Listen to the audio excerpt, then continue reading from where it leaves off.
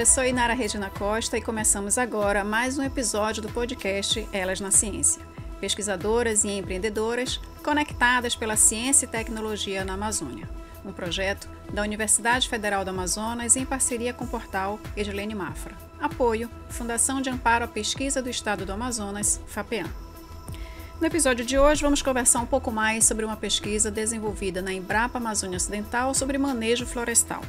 E a pesquisa está alinhada com o Objetivo de Desenvolvimento Sustentável número 15, Vida Terrestre. E é claro que nessa conversa eu não estou só. Tudo bem, Edilene? Uai, Nara. Bom, você já introduziu aí, a gente vai apresentar a cientista Cíntia Rodrigues de Souza, que é engenheira florestal, mestre em ciências florestais, doutora em ciências de florestas tropicais. Ela também é pesquisadora da Embrapa Amazônia Ocidental, aqui na AM010, né, aqui no Amazonas, e ela atua na linha Manejo Florestal Tropical, com ênfase em dinâmica de florestas e dinâmica de carbono. Doutora Cíntia, seja bem-vinda ao Elas na Ciência. Cíntia, muito obrigada também por aceitar nosso convite. E a sua área de atuação envolve vida na floresta, envolve ciência, envolve engenharia florestal, então nada melhor do que a gente conhecer um pouquinho das suas raízes, né? Conta um pouquinho pra gente como é que começou essa história, esse interesse da engenharia florestal até chegar a ser pesquisadora em Manaus. Pois é, eu sou do interior de São Paulo, né? Tô aqui em Manaus faz 22 anos. E, assim, eu lembro que, pequenininha, eu pensava assim, eu vou ser cientista na Amazônia. Só que eu era aventureiro, eu ia vir de jipe. Que top! Depois isso passou, foi uma coisa de criança, né? Quando a gente está lá no ensino médio, para escolher a profissão. Daí tinha um livro, antigamente, que era o Guia do Estudante, cada página era uma profissão, né? Não tinha internet naquela época. E daí, analisando, fui direto para as biológicas, né? E encontrei engenharia florestal. Na época era super diferente, na minha cidade ninguém sabia o que era, ninguém fazia. Eu fui a única da minha escola que fiz, provavelmente a única da cidade, não conheço nenhum outro engenheiro florestal lá, né? E acertei na escolha, né? Prestei o vestibular, passei, eu me encontrei mesmo assim, gostei muito e me formei. Logo em seguida eu fiz um mestrado na mesma universidade, né? Eu estudei na USP em Piracicaba e o mestrado nada a ver, numa área super diferente daqui, né? Que era a avaliação de cobertura de talude das estradas. E daí surgiu o concurso da Embrapa, eu passei, vim para cá sem conhecer nada de Amazônia, né? Porque na universidade lá a gente não estuda, tem uma disciplina que a gente estuda florestas tropicais e só, né? Mas foca mais em plantios, né? Plantios de eucalipto, plantios de pinos. Mas daí, né, na coragem, né? Juntei a coragem toda que eu tinha e vim. E sim, foi maravilhoso, né? E o doutorado eu já fiz aqui, porque achava importante ter essa experiência aqui na Amazônia, né? Porque eu cheguei e logo depois, 6 meses depois que eu cheguei, os 2 colegas da minha área, eles saíram para o doutorado. Então, assim, eu assumi essa área da Embrapa com 6 meses de casa, né? Mas, assim, foi muito bom, né? Porque a experiência a gente pega assim, né? E é isso. Cíntia, a gente sabe que é muito comum encontrar homens na área que você atua. Sim. Né? E aí você fala de uma realidade, você vem de uma realidade onde meio que você era o diferencial ali, né? Sim. Acertou ainda bem. Mas nesse percurso, você sentiu alguma dificuldade, algum desafio diferenciado pelo fato de você ser mulher? Olha, é mais difícil. É mais difícil porque tem trabalhos que a gente faz que, por exemplo, um inventário florestal. A pessoa vai e fica 30 dias acampado na floresta. Para a mulher já é bem mais complicado, para o homem é bem mais simples, né? No caso, na faculdade, era mais ou menos metade, 50% homens, 50% mulheres. Mas, assim, quem seguiu na profissão, a maioria foram os homens. As mulheres se formaram, só que hoje elas atuam em outras áreas, né? Porque é mais complicado mesmo. Essa área florestal, ela é um pouco mais masculina, realmente. Eu tô com uma curiosidade, Nara. Como é que você se sentiu abraçada pela Amazônia? Porque você sai de uma outra realidade e vem para a Amazônia. Sim, foi muito bom. E assim, quando me chamaram, eu tinha 2 dias para decidir. E assim, eu estava lá no interior de São Paulo toda a minha vida. Conheci a Amazônia de imagens, de filmes, mas foi muito bom. Eu fui muito bem recebida, assim, pelos colegas da Embrapa e pelos manauaras também. Foi muito bom a recepção. A adaptação foi tranquila? Foi tranquila, foi tranquila. Formação da família aqui também em Manauara? Meu marido é manauara e minhas filhas também, então... Tá em casa. Todo mundo manauara já. Comeu jaraqui. Tá em casa, legal. Cíntia, ainda na linha que você comentou sobre o inventário florestal, né? Você lida lá, quando você vai para a floresta, né? Tem mais manejadores florestais, né? Que é uma profissão masculina ou feminina? Também tem mais homens que atuam nessa área? Praticamente só homens. Só homens. É. E você atribui isso a quê? A força, o ambiente? O que é? Olha, eu acho que é o ambiente mesmo, assim. É um ambiente mais... Não digo que é mais masculino, né? Mas ele tem certas exigências, assim, por exemplo, você ficar na mata. Para a mulher é mais complicado, né? Para você ficar lá por um tempo prolongado. É mais fácil para os homens, né? Então, eu acredito que seja por isso. Me entendi. Legal. E vamos lá. Vamos entrar agora um pouquinho mais sobre as tuas pesquisas, tá? Uma das tuas pesquisas investiga exatamente a dinâmica da floresta e o estoque de carbono em floresta manejada. Inicialmente, a gente quer entender um pouco essa diferença de o que é essa floresta manejada e a floresta não manejada e a relação dessas florestas com o carbono, com o estoque de carbono. Sim, então, a floresta não manejada é a floresta primária, do jeito que ela está lá. Né? Agora, a floresta manejada, ela foi aplicado um manejo florestal sustentável nela. O que é? É tirar o mínimo possível de madeira, mas aproveitando aproveitando a floresta, fazendo aproveitamento sustentável para ela não ficar lá parada sem uso, mas sem degradar. Né? Então, esse é o manejo florestal sustentável, a gente fazer o uso da madeira de uma maneira que a floresta ela se perpetue para as próximas gerações. Não fazer aquele desmatamento como muitas vezes é feito e totalmente não sustentável, né? Certo. Então, o manejo florestal sustentável, por exemplo, 1 ano antes da exploração é entrado na área, é feito um inventário, o que é? Vê todas as espécies que tem, o que vai ser aproveitado, o que não vai... a madeira nobre que vai ser retirada, se ela já tem tamanho, ou outras não vão ser retiradas, elas vão ficar lá como porta-semente, né, para suprir as mudas que vão vir. Tira os cipós, porque uma árvore que cai, se ela tiver com cipó, ela vai levar 20 a 30 e as mudinhas embaixo. Então tira, faz toda uma preparação, planeja as estradas de escoamento. Daí, 1 ano depois, vai lá e já sabe as árvores que serão retiradas, que são bem poucas olhando por cima, é muito difícil de ver, de perceber a diferença, né? Que é uma ou outra. E daí, o que a gente faz? A gente faz esse monitoramento da dinâmica. O que é a dinâmica? O que vem mudando? Porque o ciclo do manejo florestal, ele é de 30 anos. É uma pesquisa de longuíssimo prazo. Verdade. Muita gente começa e se aposenta e não, né, e não termina. A gente tem que fazer vários projetos seguidos para a gente abarcar tudo, né? E aí a gente vai monitorando para ver o que está acontecendo, quais espécies saíram, quais espécies estão entrando, se a floresta vai crescer o suficiente para daqui 30 anos tirar de novo ou não. Então, esse é o manejo florestal e a avaliação da dinâmica. E a relação desse manejo florestal com o carbono, como é que se dá? Essa parte do carbono, a gente entrou nos últimos anos, né, nessa pesquisa, porque para mostrar que o manejo florestal, feito de maneira sustentável, ele não vai fazer que a floresta libere carbono para a atmosfera, como no caso do desmatamento. Porque o que acontece? A madeira, ela é 50% carbono, mais ou menos, uma média. No desmatamento, é tirado toda aquela madeira. Ou pega fogo, as queimadas. Aquilo é carbono que está indo para a atmosfera, né? O que vai causar? Vai piorar o aquecimento global e as mudanças climáticas, né?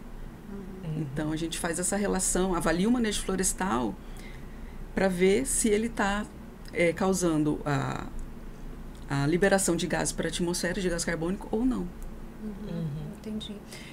Tem alguns estudos da Embrapa, se não me engano, onde mostra que o manejo florestal por espécie, ele parece ser mais rentável e mais sustentável. Mas ainda existem algumas barreiras, é isso mesmo? Por espécie, conseguir ampliar, né? Ter uma larga escala. A gente tem poucos estudos ainda por espécie. Porque o que seria o ideal? Seria a gente saber, essa espécie a gente vai poder tirar daqui 30 anos. Daí tem espécies que já foi visto que não. 30 anos ela não está recuperada. Vai ser 50, 60, 70 anos. Mas assim, projeções, né? Porque os estudos ainda não chegaram nesse número de anos. Mas o ideal seria que fosse feito por espécie. Mas assim, as pesquisas estão evoluindo, né? Vai chegar nesse ponto. Quais são as pesquisas mais velhas? Fiquei curiosa. As mais velhas têm 30 e poucos anos. Foi da Embrapa no Pará. No Pará. A nossa aqui também não está tão nova. A nossa aqui está com... Desde 1996. 28, né? É um tempinho bom. Tá quase completando o primeiro ciclo já. Como é que é a relação de vocês com as comunidades? Porque a gente sabe que faz muito parte da cultura, dessa sabedoria do povo amazônico, saber lidar com as florestas. Vocês fazem algum tipo de trabalho com uma aproximação com essas comunidades? Então, especificamente com comunidades, nessa parte do manejo, não tem muitos trabalhos. Tem mais, assim, com sistemas agroflorestais, né, que é muito importante para as comunidades, porque daí eles conseguem ter produção de vários produtos agrícolas e as espécies florestais, que eles vão dispor mais no futuro, né? Uma castanha, que vai demorar um pouco mais, uns 10 anos para começar a produzir. Mas, assim, o manejo florestal diretamente... aqui no Amazonas, a gente tem mais relacionamento empresarial. Porque em alguns lugares aqui, inclusive na Amazônia, já se trabalha, né, com esse manejo envolvendo comunidades também, né? Bom, mas a gente foi conhecer o seu ambiente de trabalho. O escritório dela é diferente, eu quero dizer. Quem está nos assistindo vai ver que o escritório de Cíntia é totalmente diferente. E o doutor Luiz Marcelo Rossi, né, ele mandou uma pergunta. É sempre bom a gente tentar se aproximar, até para que o público também possa conhecer um pouco mais das nossas convidadas, né? Vamos ver a pergunta do doutor Luiz Marcelo. Olá, meu nome é Luiz Marcelo Rossi, sou engenheiro florestal e pesquisador da Embrapa Florestas em Colombo, Paraná. Cíntia, qual que é a importância do uso da madeira em relação ao meio ambiente? Sabemos que o uso de produtos de madeira e a própria madeira, ela pode ser de uso direto ou indireto na forma que está substituindo alguns materiais como cimento e concreto, que são altamente emissores de CO2. Então, a madeira, ela é super importante de ser usada e deve ser incentivado o uso, né? Justamente porque ela é um bem renovável e sustentável. No caso, comparado com esses produtos como cimento, concreto, em construções, a madeira tem muitas vantagens, porque o concreto, o aço, eles são materiais que na produção deles, eles liberam muita quantidade de gases de efeito estufa para a atmosfera. E no caso da madeira é o contrário, ela só absorve. Então, nesse contexto de mudanças climáticas e de aquecimento global, tem que ser incentivado muito mais o uso da madeira em construções ou qualquer tipo de produto da madeira, papel, móveis, né? Aqui tem o carbono aqui, ele tá guardado aqui, ele vai ficar por bastante tempo. Só quando os produtos da madeira são descartados é que ele vai ser liberado para a atmosfera. Então, nesse caso, a importância do uso da madeira vai nesse sentido, né? Uma curiosidade, era cultural no Amazonas se ter muitas casas de madeira. E hoje a gente vê pouco. Isso daí faz uma diferença para o meio ambiente? Eu acho que em todos os lugares, né, antigamente tinha a casa da minha avó antigamente era de madeira.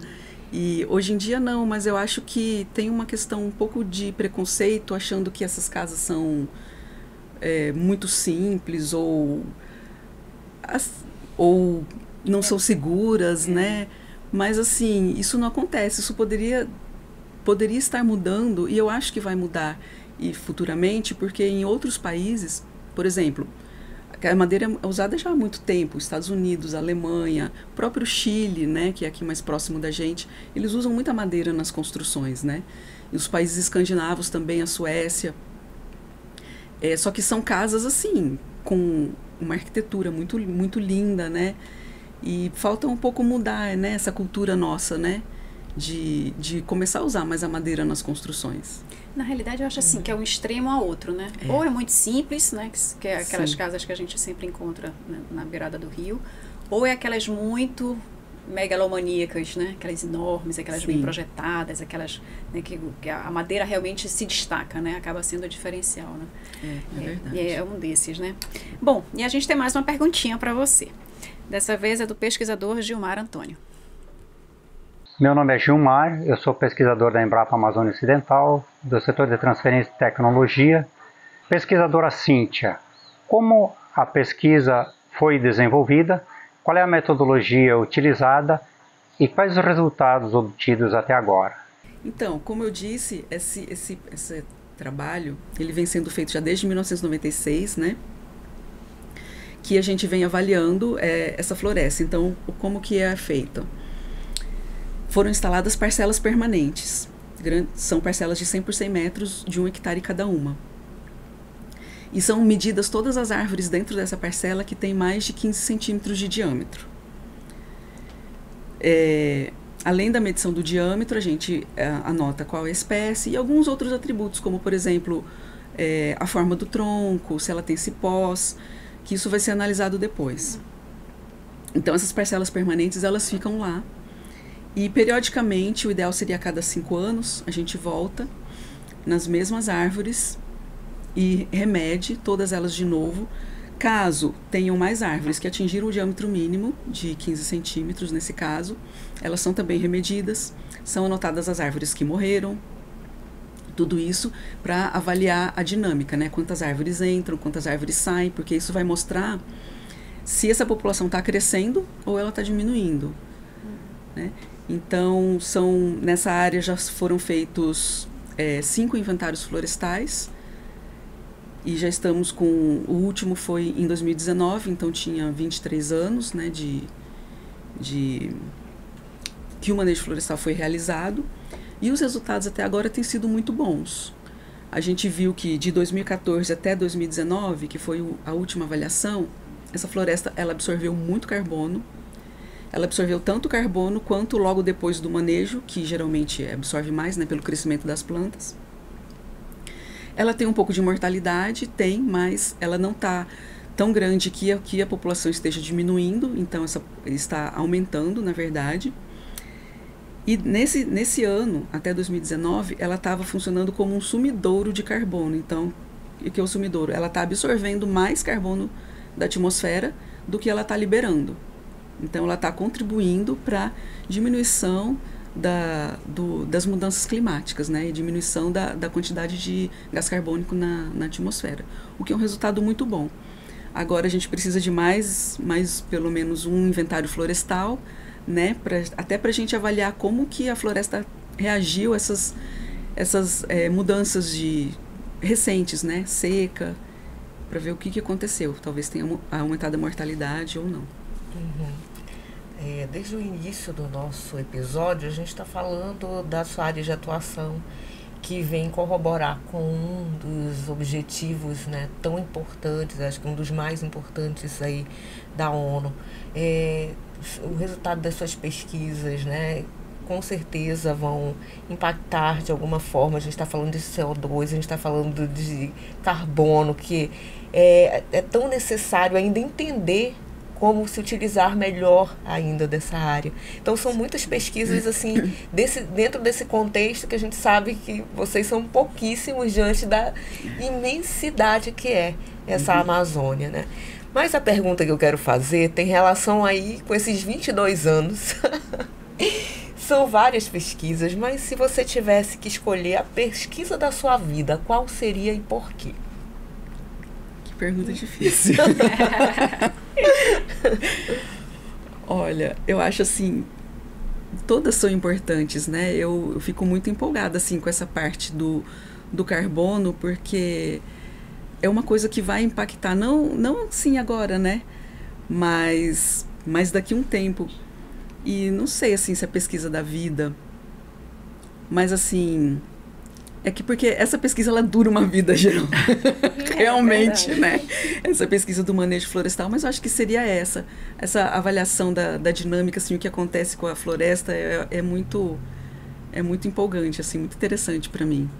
Mas também essa parte dos produtos florestais, que até o Luiz Marcelo perguntou, é uma coisa super nova e também está sendo tão interessante porque a gente vai avaliar vários produtos florestais. A gente fez literalmente um silvitério, que é um cemitério de produtos florestais. A gente enterrou vários produtos, então, para ver o que vem acontecendo. O que vai acontecer com esses produtos? Quanto, por exemplo, um papel, um papelão, um compensado, uma placa de pinos. Como eles vão se degradar? Isso é super importante para a gente ver a liberação dos produtos, do carbono de cada produto desse, né? E eu estou achando assim super interessante esse trabalho. E ele vem sendo feito aqui, a nossa parte aqui na Amazônia, mas ele está sendo feito também em todos os biomas, na Caatinga, no Cerrado, nos Pampas e na Mata Atlântica. E assim, os primeiros resultados já estão mostrando umas coisas assim que a gente está ficando um pouco surpresos.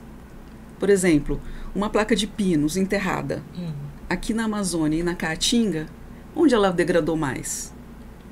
Pelas condições climáticas. Na Amazônia? Na Caatinga. Aqui ela saiu quase inteira. Entendi. Então isso assim deixou a gente... Por quê? Na Caatinga degradou todinha. E aqui que a gente achava que não ia sobrar nada, ela saiu intacta quase. Ainda tem a ver com os solos também, né? Com solos. Incrível, né? Exatamente. Daí tem várias hipóteses que a gente vai ver ainda, o projeto está em andamento. Mas assim, é difícil falar uma pesquisa da vida, porque tudo é tão interessante, tão importante, Sim. né? É verdade. Me parece que o manejo florestal, ele é rentável, ele é sustentável, ele é importante. Mas a agropecuária parece que tem roubado um pouquinho disso, porque ela consegue ter um retorno muito maior. Você acha que a agropecuária acaba sendo um concorrente desse manejo florestal, em virtude do curto espaço de tempo? Não, eu acho que não. Tem áreas para todos, assim. Então, o manejo florestal, ele pode ser feito onde não dá para fazer agricultura. Ok. Né? Então, não precisa prejudicar a produção dos alimentos para fazer o manejo, né? Entendi. E também a gente já tem áreas abertas suficiente na Amazônia para a agricultura que não precisava mais, né? E o manejo está... Como ele é muito pontual, ele é tirado poucas árvores... Ele não precisa de muitas áreas. Então, áreas que já tem... O nosso estado é o mais florestado, né? Sim. Do Brasil. Então, isso é uma oportunidade, né? Incrível para cá, né? Acho que só deveria ser mais difundida essa informação, né? E organizada, né? Porque tudo que não é organizado, cada um faz o que quer, né? Exatamente. Para mostrar que é possível haver esse equilíbrio, né? Sim. Ou seja, que a gente convive com ambos, né? Sem problema. Sim, o produtor ele pode ter a área dele da agricultura dele e fazer o manejo na área florestal que ele tem. Ok. Estamos caminhando para as considerações finais do nosso bate-papo, né?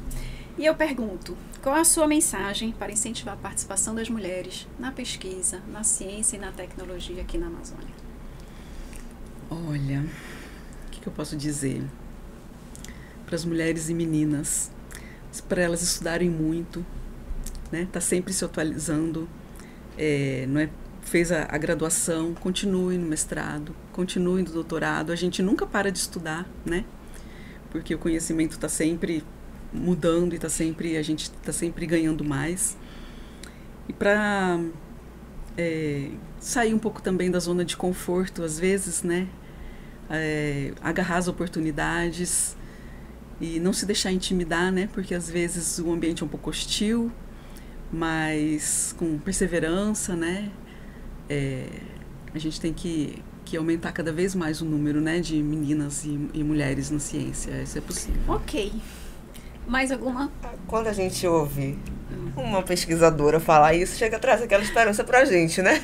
Aquece o coração, né? Que a gente quer dizer que a gente está indo no mesmo caminho, na mesma direção. Sim. É isso mesmo. Cíntia, então, muito obrigada, né, pela sua participação aqui conosco. Desejamos assim, bons resultados à tua pesquisa. E a gente também quer agradecer a você que nos acompanhou até agora durante esse episódio, te convidar para assistir os episódios anteriores, caso você ainda não tenha conferido. Certo, Edir? Certo, a gente encerra, né, este 8º episódio. Como está sendo bom conhecer tantas mulheres que fazem a diferença aqui no nosso estado. Bom, Inara, vamos encerrar. Muito obrigada, doutora Cíntia. Obrigada a vocês. Pela presença.